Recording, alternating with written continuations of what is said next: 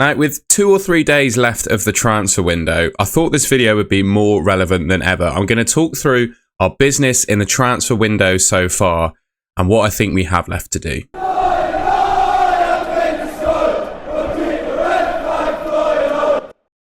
Now, if I'm making a video about our transfer window so far, you're obviously going to talk about the players that we've brought in. So I'm going to look at all 4 of the transfers we brought in and talk about the players, and also where I think we still need to strengthen and improve. And I've got some thoughts from you on Twitter as well.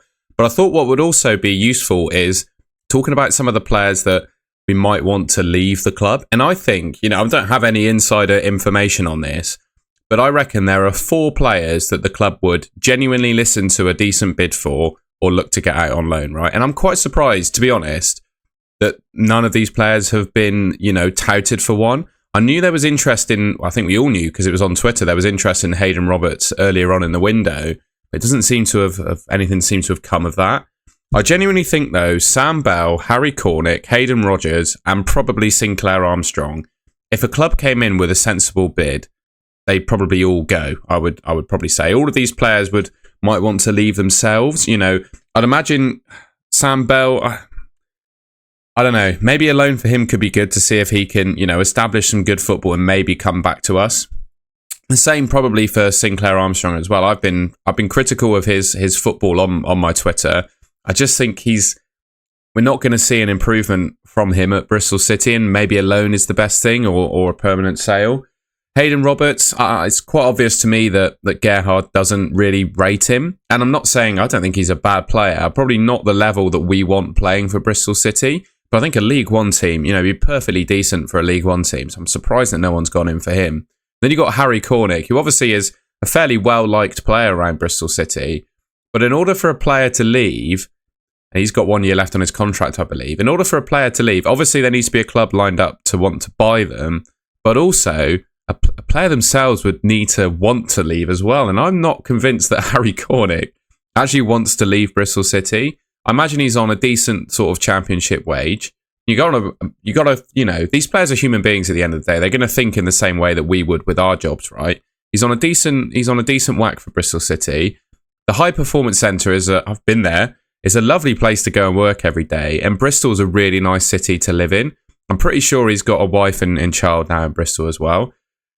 I just don't see a reason that he'd want to leave. Sam, I think he would leave for a good loan, but again, I don't think anyone's shown any interest in him. And I think it's the same for Sinclair Armstrong as well. So the reason I spoke about this is because I think in order to bring any players in at this stage in the transfer market or window, we need one of these players to go out and then we trade them like for like. Another point I thought would also be worth bringing up is the players that we have with probably less than a year left on their contract now. And there are 4 players, arguably, obviously we've got a keeper on loan who we'll talk about, but these 4 players are arguably like first choice 11 players and they've got a year left on their contract. So Vinus, Sykes, Mehmeti and O'Leary, I believe all 4 of these have a year left. Cornick also has a year left, but we've already spoken about him. What happens with these players? If a good offer comes in, do you take it? I mean, Viner was subject to a bid, I believe, from Derby earlier on in the window. I don't think we're looking to sell Zach Viner. Last season he played 45 games in the Championship. I'd say he's looked pretty solid to start this season. He's obviously well liked at Bristol City. Gerhard Struber seems to really like him. So I'd hope that the club come in with a contract offer for him. I think, is he good enough to start every game for a playoff Championship team? I know he did it last year, but the Championship is a different beast this season. I'd say maybe not, but he's a decent player to have around at Bristol City, no doubt in my mind. Mark Sykes, I genuinely think is one of our best players on his day. To have him on a year left on his contract, not offer him a new deal, and if a bid came in for Mark Sykes, maybe the club would take it. And it's the same for Mehmeti as well. Say what you like about Mehmeti. His fan base opinion on Mehmeti is a little bit mixed. He's played 90 minutes in pretty much every game we've had so far. So he's obviously a key player in Struber's plans, but he's got a year left on his contract as well. Max O'Leary, say what you like about him. He's another one with a year left. So we've got 4 players that are potentially for sale and 4 players that have 1 year left on their contract. So in terms of outgoings, I thought they'd be pretty relevant to talk about. So I'm going to talk about the 4 players that we signed. Joe Lumley, first up, signed to be a backup goalkeeper. I think prior to the news of Max O'Leary picking up his ankle injury. I mean, I don't know what fans, he's come into a lot of like negative press, I'd say, from Bristol City fans. Even when we first signed him, there were compilations going around about mistakes he's made across the Championship. I'm not here to personally attack players. I'm glad that we've brought in another goalkeeper to start for us, at least in the Championship. Obviously, Lumley's had minutes in the League Cup, and I would say he's not put in like the best performances in those games. He may even agree with that himself. One thing I always do with this channel as well, I said it before, these players are all human beings, so it's not my business to like personally attack them. But at the same time, I feel like I can be critical and fair about their performances. And I think against MK Dons, he looked a little bit suspect, particularly when he had the ball. And against Fulham, I think he could have saved the first goal that they scored. So I could have done more for the first goal. I'm pretty sure it's the first goal. Could have done more for one of the goals anyway.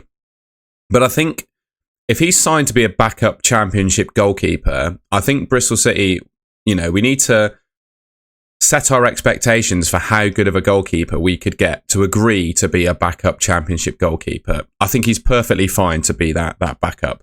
And I think we signed him before we knew about Max O'Leary's second ankle injury, I believe. So that suggests to me that, I think the decision, obviously, to bring in Vitek was an informed one. Based on the fact that we need a keeper in for a few months, that's why we signed Vitek. Got him on loan from Man United. I think there's an option to bring him back in January, or he's on loan with an option to bring him back if he's or before January or something like that. So it's a temporary loan with a full season sort of expectation, if that makes sense. I probably worded that terribly, but anyway, he's at the club, and I'm very glad about that. And I would say one thing I would say about our squad before this season started is one of the positions I would have improved was the goalkeeper. Again, not personally attacking Max O'Leary, but I think if we have genuine ambitions to reach the Premier League, I don't think Max O'Leary is a good enough goalkeeper to do that. Obviously, Vitek's not here full time, but I think what we've seen from him, I'll say not permanently rather than full time, what we've seen from him is a goalkeeper that's probably of top 6 caliber. In terms of shot stopping anyway, he's incredible. The guy's absolutely massive. The only thing I would say about him is his distribution in recent games has been a little bit suspect. Against Sheffield United, it was phenomenal. And then in the last sort of 2 or 3 games that he's played, it's not been so great. Charlton and Derby, there's the last 2 games he's played. It's not been great. But, as a keeper, he's much of an improvement, I'd say, on Lumley, and arguably definitely improvement on Max as well. We obviously went for Adam Randall from Plymouth. I've personally been really impressed with Adam Randall. It's hard to say this because he's probably not been.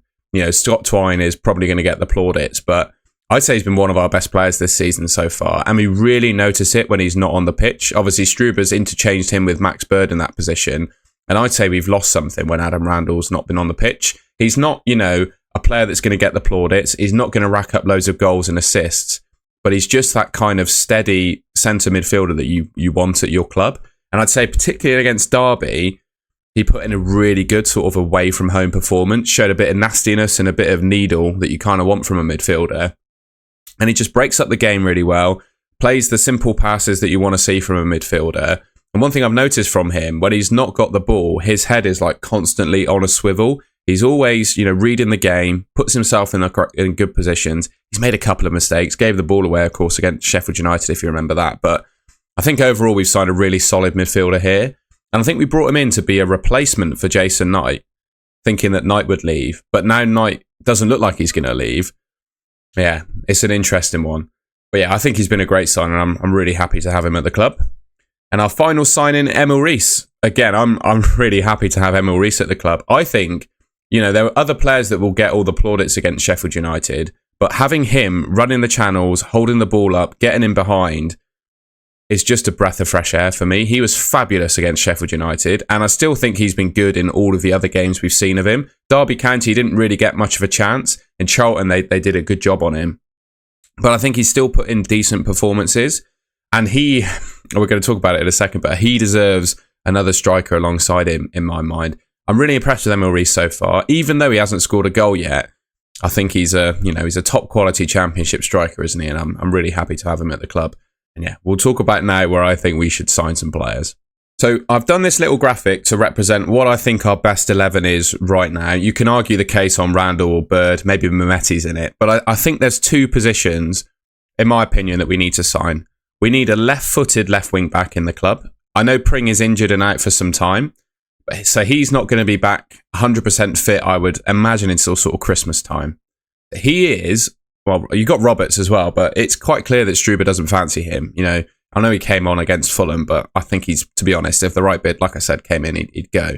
So we need a left footer, I think, to play left wing back. I think, you know, McCrory and you are good players, but they're hamstrung when they play on the left-hand side because they're right-footed. You know, they're easy to defend against, and trying to defend on the left-hand side of the pitch as a right footer is really difficult as well, because you'd naturally want to go in with your left foot to make a challenge, or you'd want to, but because these players are right-footed, it just makes the position more difficult to play. I know McCrory's done well in that position in the past, but I just think a good left-footed left wing back in could be good. And then I think we need a forward to back up Reece. I think we need a forward that is mobile, one that can run the channels, but also one that has some end product. You know, I'd say on Sinclair Armstrong, who seems to be at the moment Gerhard Struber's sort of second favourite forward, although I think that pecking order may have changed against Fulham. I would personally say Fally is now my second favourite forward, to the point where I may even keep him at the club at this point, which is why I've not said he's necessarily for sale. But I think we need another forward, one to either complement Reece in a two up front, or when we play the 3-4 sort of 2-1 with Twine and Mehmeti in behind, a forward that can play, you know, as backup to Reece if we need him. Because Emil Reece is not going to be able to play 90 minutes for 46 games. So those would be the two positions I think we need to fill, a left wing back and a forward. And I genuinely think if we bought those two positions in, we then become another team that could contend for the playoffs, right? Right now, I don't think we're there. Without these two positions, I think we're destined for sort of upper mid-table. But I think the difference for us is getting those two positions in.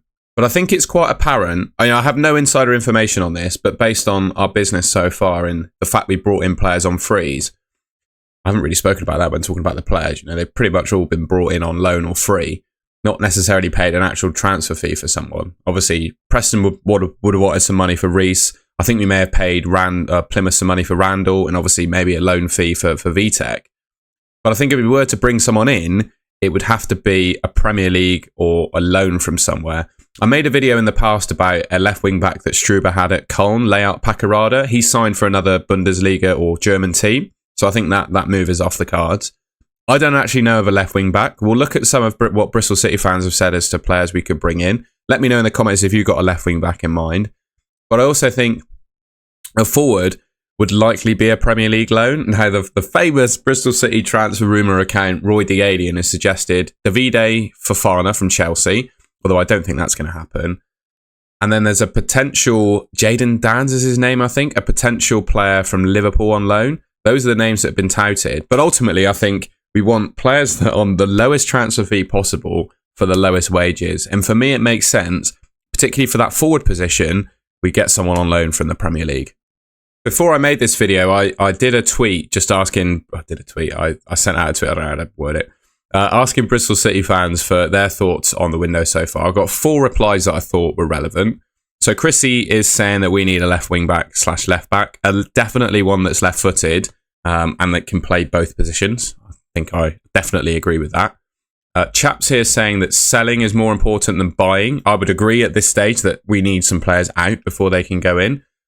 He's saying we've completely failed on that. We'll see. You know, there's still a couple of days of the window left. And as you say, agents trying to get moved for their players typically see some more movement in that time. So maybe we'll see something this weekend. I'm really, to be honest, you know, looking through those positions that we need, I think the striker is probably more likely than a left wing back, because I just think there's more players available in that position that we might be able to get. You know, if someone could name me a left wing back that would be good within our budget that fits the role, I'm all open to it, but I'm just not sure if there is one. James Skinner, definitely need a forward, 1 or 2 potentially going out the door. Left wing back needed as well. Will we needed? Exactly. So even when Pring's back, you want really 2 that can play that position. Would like a recognised championship striker. Yeah, I don't think we have the money for that. Bamford's obviously become a free agent. Could do a job. Yeah, wages would be a concern there. And then Bob here, anything more than a 6.5 out of 10 rating and you're lying about the window so far. 3 points for Vitek, 2.5 for Reece and 1 for Randall. Overall, not good enough. Competitors have strengthened. Feel like we'll be back mid-table. Yeah, I think with the squad that we've got right now, without that left wing back and striker, I just think injuries and setbacks will catch up with us, and we're probably going to be sort of upper mid-table. But with those 2 positions in, I genuinely think we could be playoff contenders. So thanks all you four for contributing. All right, well, that's the end of the video. This is my first actual YouTube video I've made during the season. All the other ones I've done, I've gone live for. So I thought this was a relevant topic to talk about. We've obviously got a few days left of the window. I think deadline day is Monday, isn't it? So there's still plenty of business that can happen. One of the things I genuinely think is key is Isak. If Isak moves to Liverpool, if you think of like the Premier League chessboard, because I think a Premier League striker is probably, or on loan, is our most likely in. There's just a chessboard of moving pieces to go there. I think if Isak leaves and moves to Liverpool, that opens the door for many other transfers to happen, because Newcastle have just signed a striker from Germany. They might be in for Strand Larsen at Wolves as well. Obviously, if Isak signs for Liverpool, that opens up maybe Jadon Danns to move. There's just so many moving pieces, so I think I'm definitely keeping my eyes on that move. It's also pretty juicy, isn't it, the whole gossip around that one. And yeah, I hope you enjoyed that. If you did, please leave us a like rating on the video, and of course, subscribe to the Robin's Nest YouTube channel, which should be just here on the screen. And yeah, thank you very much for watching. I'll catch you in the next one.